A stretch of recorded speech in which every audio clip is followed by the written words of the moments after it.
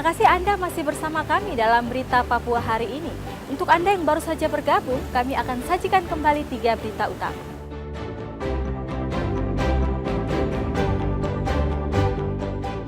Merusak lingkungan, mahasiswa di Sorong desak Presiden tutup tambang nikel di Raja Ampat.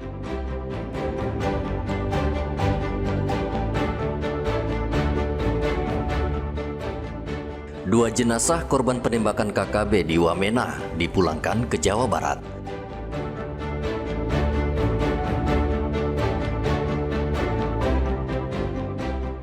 Sedang makan di warung, seorang mahasiswi di Merauke dianiaya mantan pacar.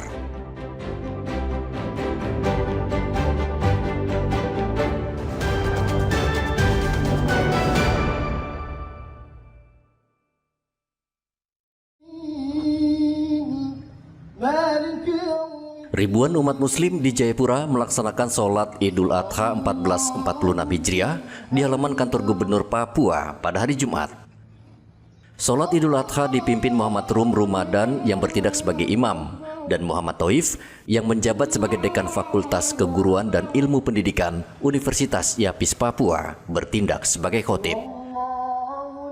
Muhammad Taif dalam ceramahnya mengatakan sikap Nabi Ibrahim ini menunjukkan keluarga yang luar biasa, menjadi teladan bagi umat Islam. Idul Adha di tahun 2025 ini adalah mari kita teladani keluarga Nabi Ibrahim alaihissalam, di mana Nabi Ibrahim adalah salah satu nabi yang luar biasa. Beliau adalah pemimpin para nabi karena beliau juga banyak mempunyai gelar. Bagaimana dia juga meninggalkan syariat seperti syariat khitanan, kemudian juga syariat berkaitan dengan haji, dan salah satunya juga ini adalah ibadah kurban. Itu adalah salah satu syariat Nabi Ibrahim alaihissalam yang terdahulu. Kemudian berkaitan dengan Nabi Ibrahim ini adalah contoh keluarga yang luar biasa, di mana Nabi Ibrahim adalah seorang ayah, contoh seorang orang tua, di mana beliau kecintaan terhadap istrinya dan anaknya, tetapi dia mengorbankan kecintaan terhadap keluarganya, lebih cinta kepada Allah Subhanahu wa Ta'ala, dan terbukti ketika Allah Subhanahu wa Ta'ala memerintahkan anaknya disembelih, kemudian Nabi Ibrahim juga menuruti karena ketakwaan kepada Allah Subhanahu wa Ta'ala. Sementara itu di Merauke, Papua Selatan, umat muslim melaksanakan sholat Idul Adha di dalam masjid. Lapangan yang sudah disiapkan panitia tergenang air sehingga Idul Adha dialihkan ke dalam masjid. Kondisi cuaca sampai dengan saat ini masih hujan, sehingga kami sudah menyerahkan kepada masjid-masjid untuk membuka bagi mereka yang akan sholat Idul Adha pada pagi hari ini. Tampak seperti di Masjid Raya Al-Aqsa saat ini telah kami siapkan di bagian pelataran masjid, namun karena hujan masih turun terus sehingga alternatifnya kami alihkan ke lantai 2 Masjid Raya khusus untuk jamaah wanita. Berbeda dengan tahun sebelumnya, karena cuaca umat yang melaksanakan sholat Idul Adha tidak banyak.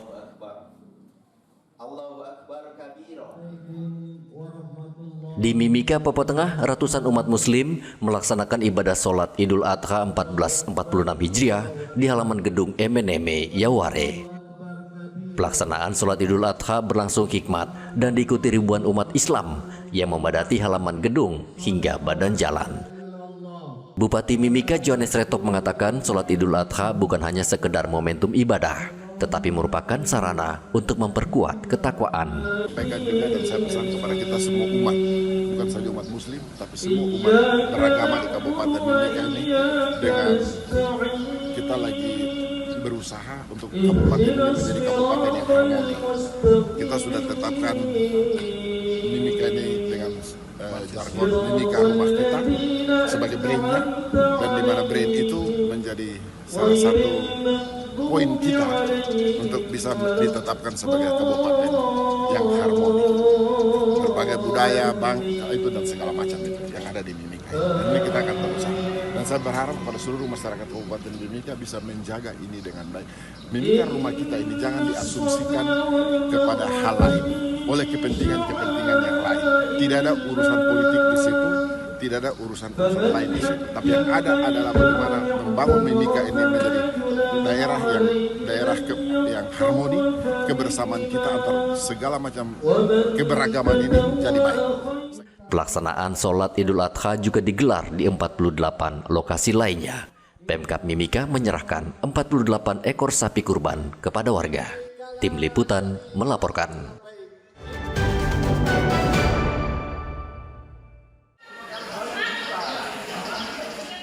Warga Merauke, Papua Selatan saat ini lebih memilih menyembelih hewan kurban mereka ke rumah pemotongan hewan milik Dinas Peternakan dan Kesehatan Hewan Merauke. Salah satu pertimbangannya, penyembelihan hewan kurban di RPH terjamin kesehatannya dan lebih bersih. Selain itu, organ tubuh hewan seperti daging, tulang jeroan, dan lain sebagainya dikelola dengan baik dan higienis. Pemilik hewan kurban tinggal membagikannya kepada warga. Motong sapi sini juga ini? Iya, Milik pribadi ya? milik pribadi. Berapa ekor? 1 ekor. 1 ekor. Nah, kenapa pilih motong di RPH ini? Kenapa nggak di rumah? Ya, kebetulan kalau yang di sini sudah difasilitas oleh pemerintah setempat di RPH.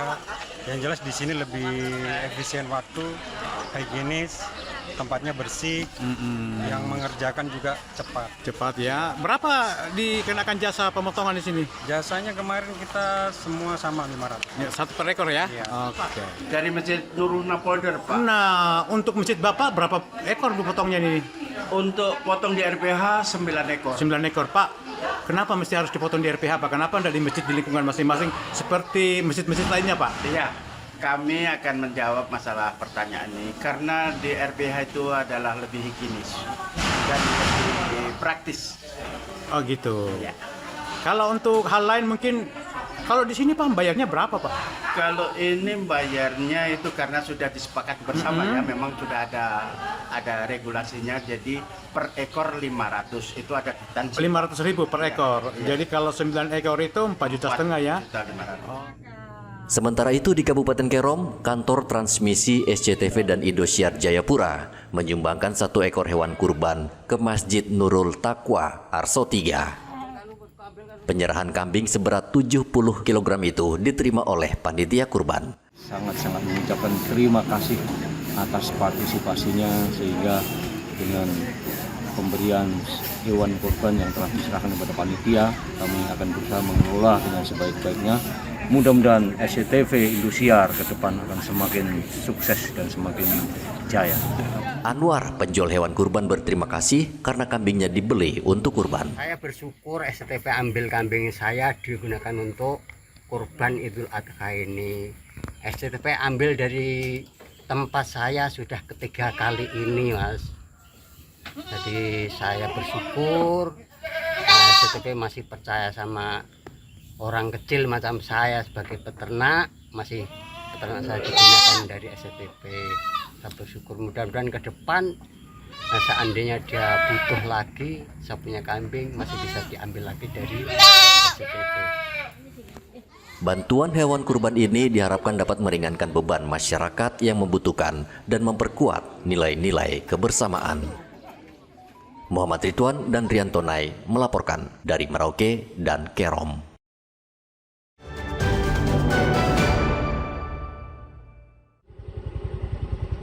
Ratusan minuman keras oplosan pada hari Sabtu dimusnahkan oleh Polres Mimika. Pemusnahan dilakukan di halaman Mapolres Mimika. Miras oplosan yang dimusnahkan adalah hasil razia dalam 1 bulan terakhir. Wakapolres Mimika Kompol Hermanto mengatakan seluruh miras oplosan disita di pelabuhan. Saat razia miras di pelabuhan, pelaku melarikan diri.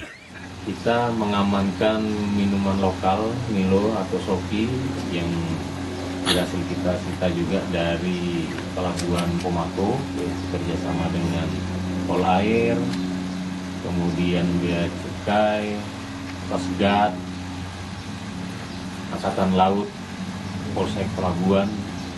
Itu setiap kapal datang kita selalu melakukan sweeping, terutama minuman keras yang dikirim dari luar Mimika.